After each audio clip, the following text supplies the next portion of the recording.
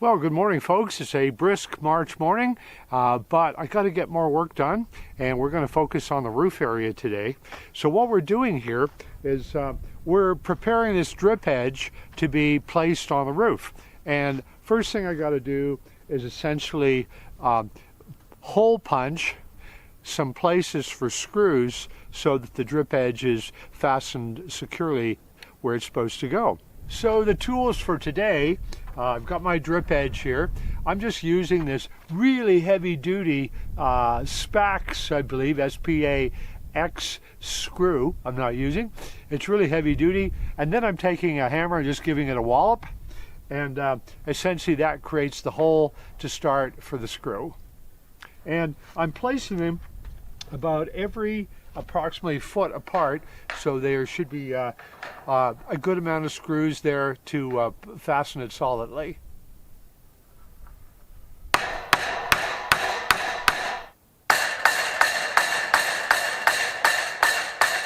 So since I already did this one here, and I actually tried it on the roof too, I use it as a guide, like I can see where all the holes were, and I just use it as a rough guide.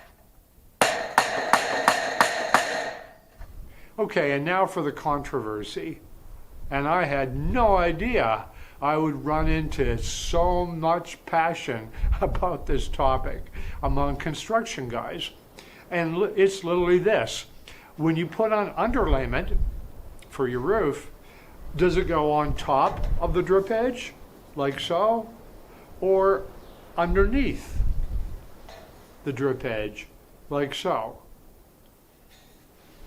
And the more I researched, the more confused I got. So I dug further, and here's what I found. Depending on your area and building codes, it's going to dictate what you do. For example, in Pennsylvania, they always put their drip edge with the underlayment on top of it. In Arizona, where I am, they say something even different.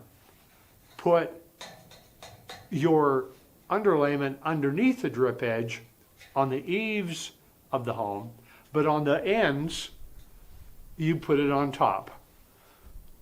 So what did I choose to do? Well, I chose to put the underlayment underneath the drip edge, okay? But for me, it doesn't just stop there. There's a twist to all of this, because I ended up having my roof leaking. Those of you who have faithfully watched these videos are aware of that. And I thought I would be really careful and do my best to solve that problem. And I hope I did. So you're going to want to stay tuned to the next video and see exactly what I did. So all my metal here was laying outside since last summer, so constant wind and dirt blowing around made it pretty dirty. No sense having all the mud next to the underlayment.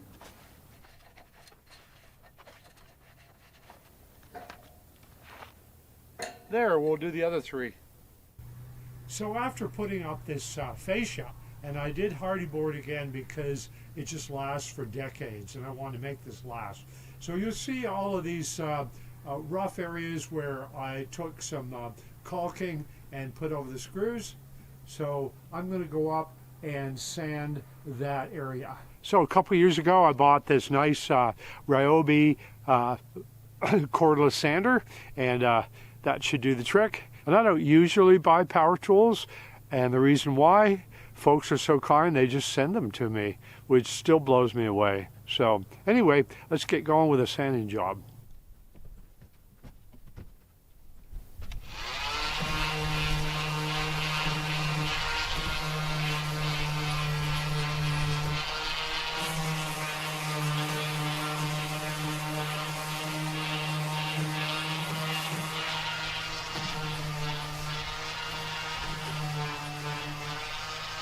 Okay, time to put the drip edge up, and I'm going to start, of course, with the very end.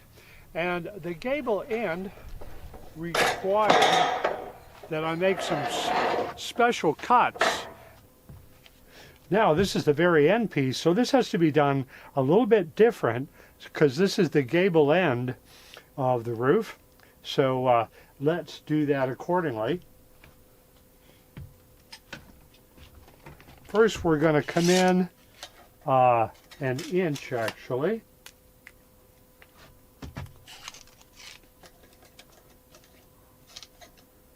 And it'd be better to have a square on this, but I'm just going to make do.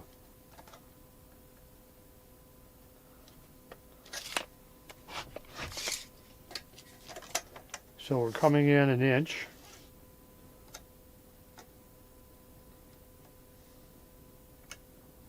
There we go.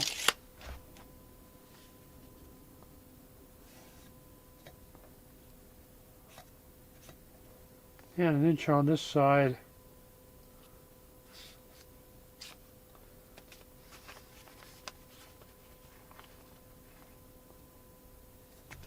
And I'll mark this. This one, top one's going to get cut off actually.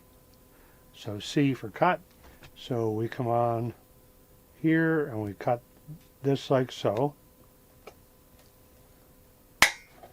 There we go. And then we're going to cut this guy at just a little bit of an angle here. There we go. That's cut. Then we're going to cut this guy all the way up.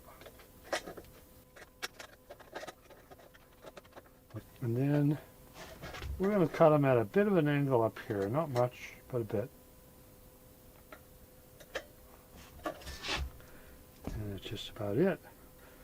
And that comes off like so. Now cutting metal without gloves isn't very smart, so I've got gloves on now. I've also got this bender tool that I've got. It's pretty big. It's designed for big drip edges, which I have, but for this little drip edge, it's still going to work. I'm just going to put it up like so, and then bend downward like so. There we go. So now you'll see this will fit on the gable end. It's my first try. I think it's going to work okay.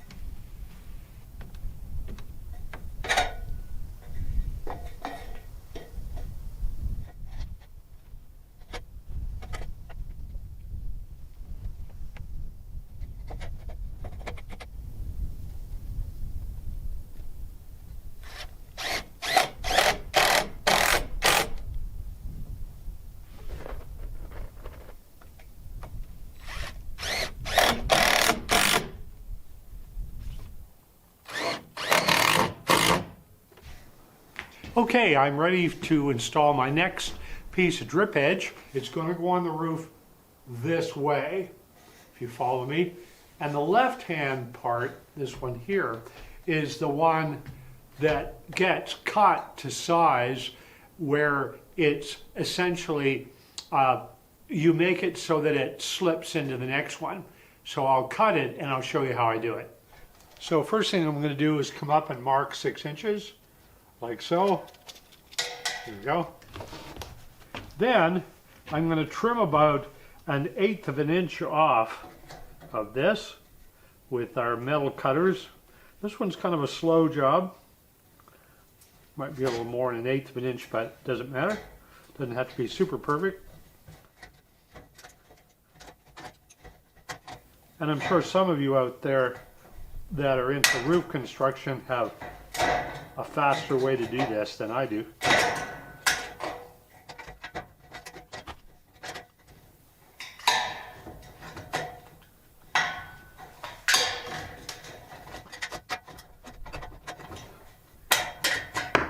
There we go. Not pretty, but it's going to do the job. And of course this will all be hidden anyway, so we don't have to worry about having a perfect edge. It's all about function. Now on this other end, because this is going to be sliding and marrying into the other piece that's already up there, I'm going to take the lip of this and then just spread it open a little bit wide so it'll join up without any drama. So you just widen it a little bit so it'll push nicely into the very next piece. That should do it.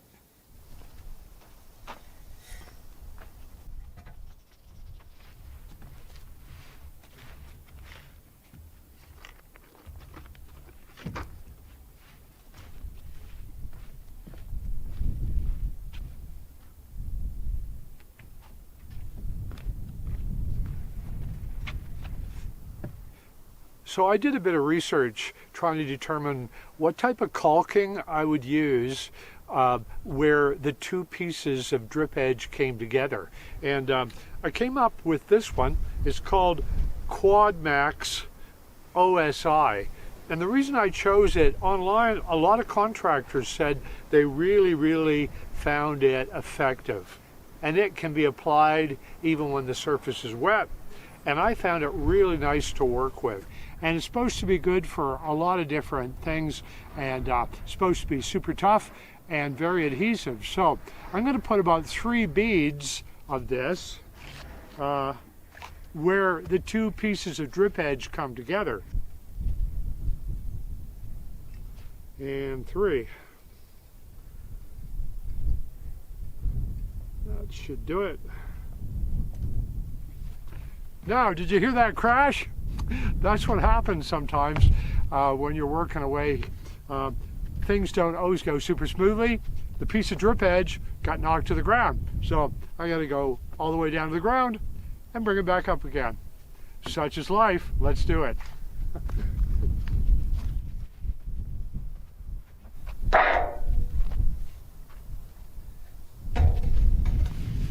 We're back. Let's try that again.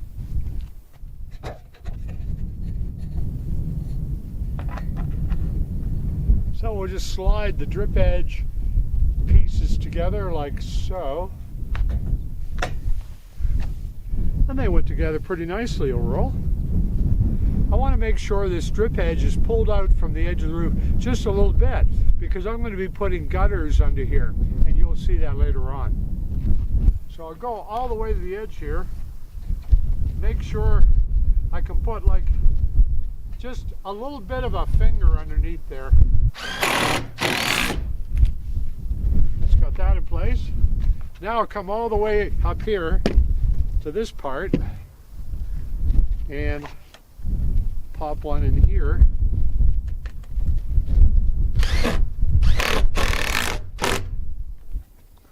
There's a little bit of a gap, so I'm going to pull this guy back out.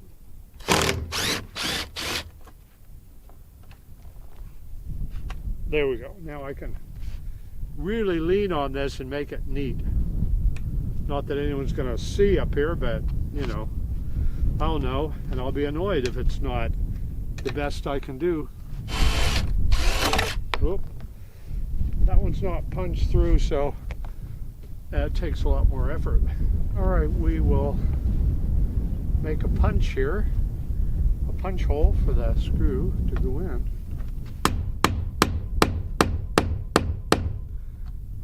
That should be good. There we go. Perfect.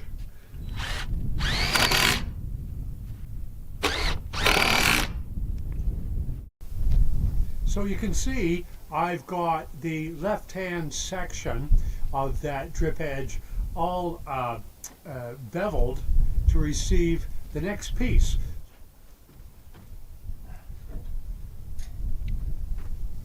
Okay, so I think I'm just going to dry fit it first, see if it works.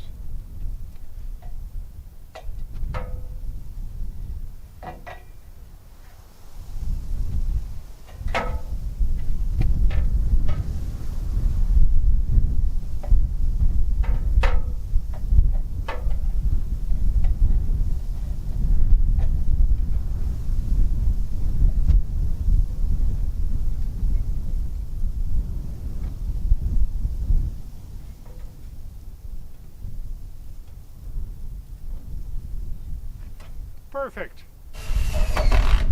And that'll be that. Nice and secure. So you can see where I put all this caulking in here. And it's a different color than the regular area, so that'll all get painted to look uniform.